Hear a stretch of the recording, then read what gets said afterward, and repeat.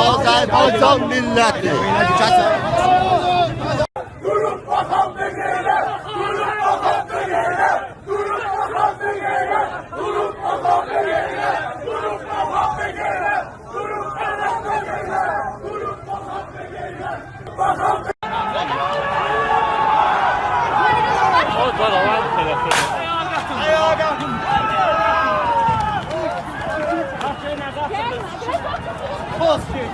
Kaçtılar mı? Arnavut gel.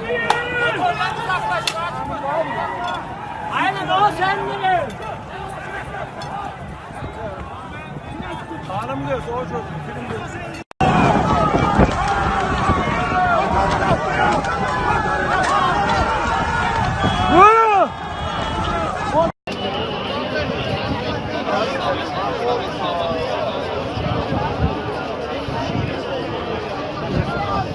Etirazlar başlanıb, sağ olsun millətimizdə dayanıblar.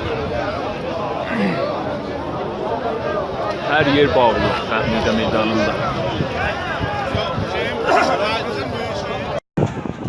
Xiyavanı bağlayıblar.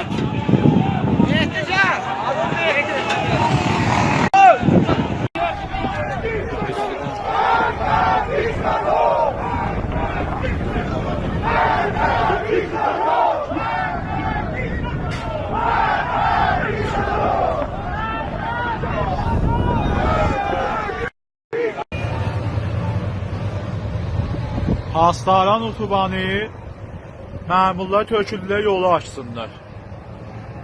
İntizamıdır. Cəmaat yığışmışdı, yine qovaladılar.